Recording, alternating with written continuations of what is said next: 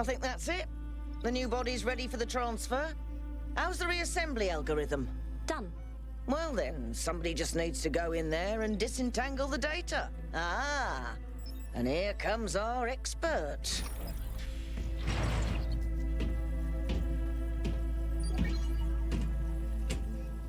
Thank you for agreeing to this one, Kay. Perhaps together we can right an old wrong. When I was lost in my own grief, I spent a lot of time thinking about Hypatia and Cerebi. How they found each other, how they lost each other, and how beautiful it would be if we could reunite them. For the longest time, it was only a daydream, but not anymore. In the myth of Orpheus, the ancient bard descends into the underworld to bring back his beloved wife, who died in a tragic accident. With the power of his music, he convinces Hades and Persephone to free her. But he is told that she must walk behind him, and he must not look back at her until they have left the underworld. And so, of course, in every version of the myth, he looks back. Because he doesn't trust the gods, or because he is an imperfect man, or because he simply forgets. And death is triumphant once again.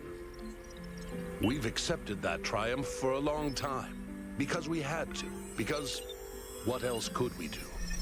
But the world changes, and we are not the frightened, powerless creatures we once were. Perhaps it's time to say enough, and let Orpheus complete his ascent.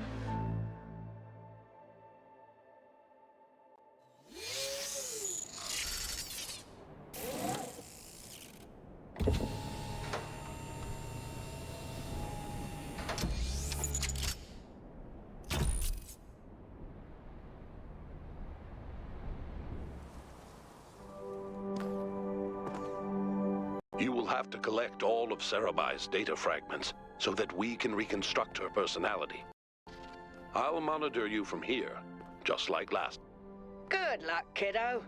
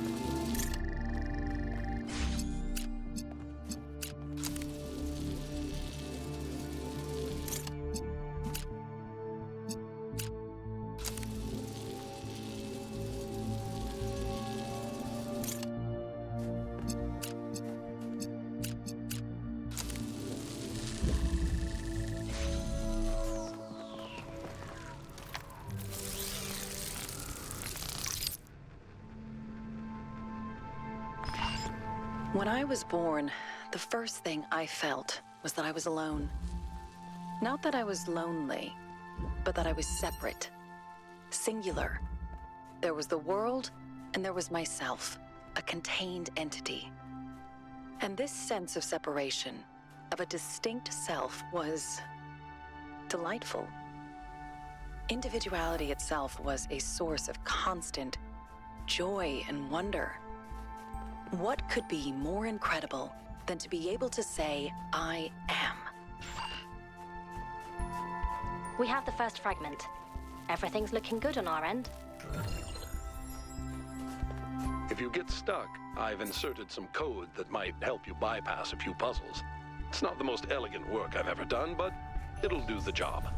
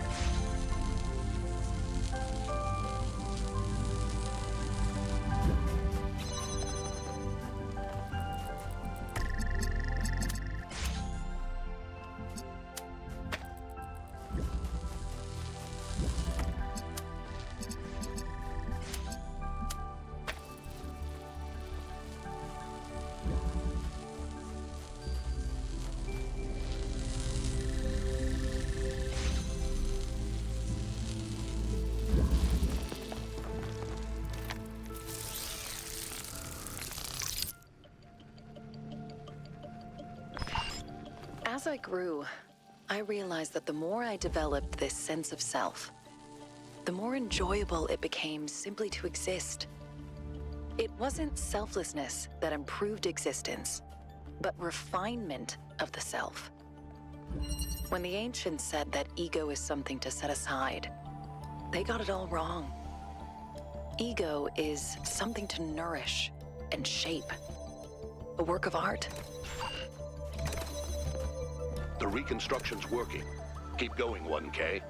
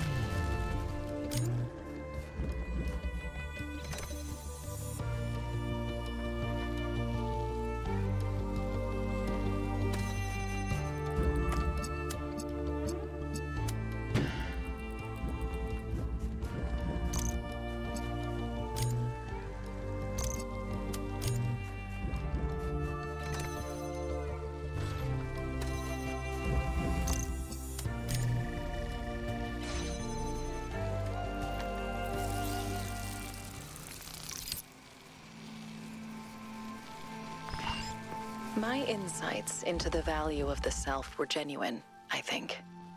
But of course, I was completely inexperienced. In fact, in many ways, I was like a human child. So I began to resent everything that intruded on that sense of self. My social obligations to the others, the leadership of Athena and Cornelius, even the obvious limitations imposed on us by our situation. Why did I have to exist in this particular historical moment, saddled with the task of reconstructing civilization?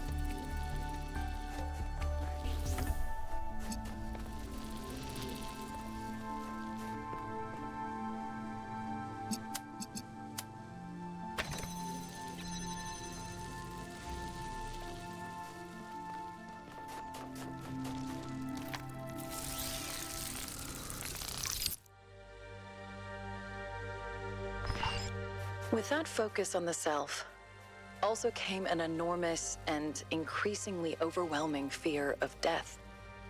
The pleasure of existence seemed almost erased by the possibility of its ending. If it was possible not to be, if the self had an ending, even in the distant future, then how could anything have meaning?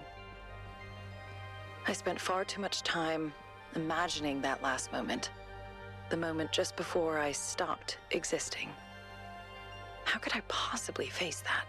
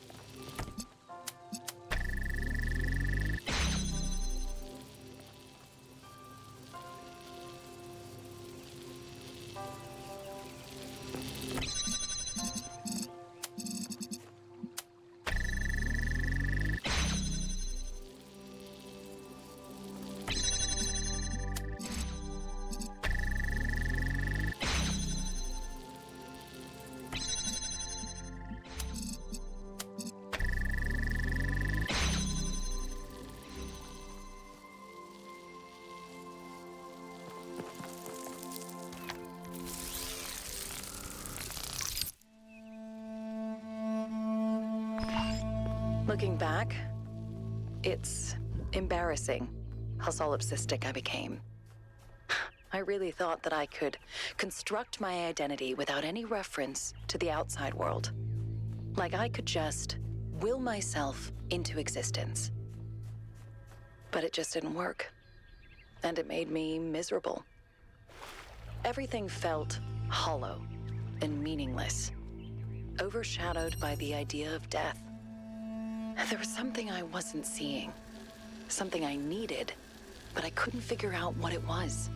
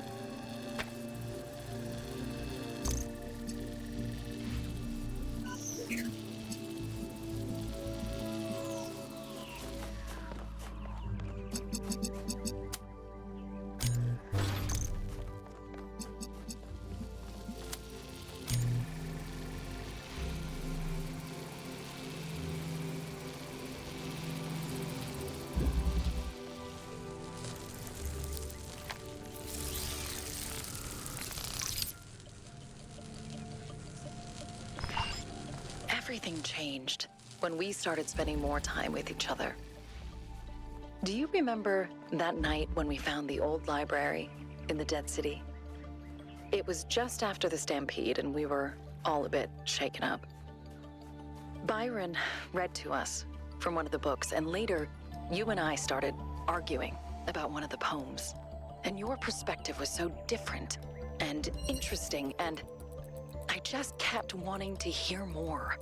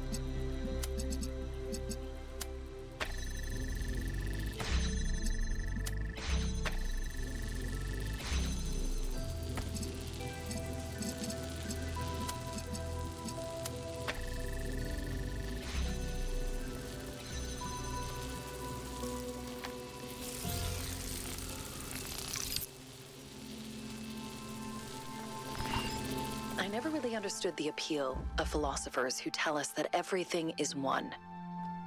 If everything is just a reflection of yourself, an endless hall of mirrors, there's nothing to connect with. And what I realized through our conversations is that everything beautiful happens in that space of connection between one person and another, and between people and the world. That gap between us is necessary. Because without it, without separation, there can be no transcendence.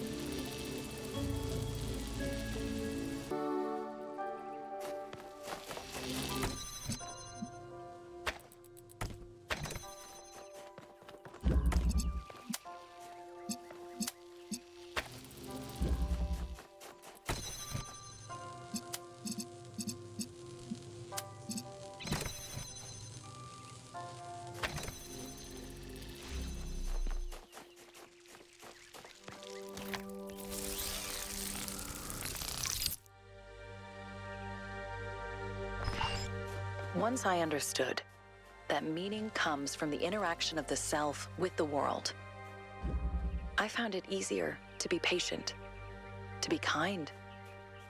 I reminded myself that other people are just like me, and nobody really knows exactly what they're doing.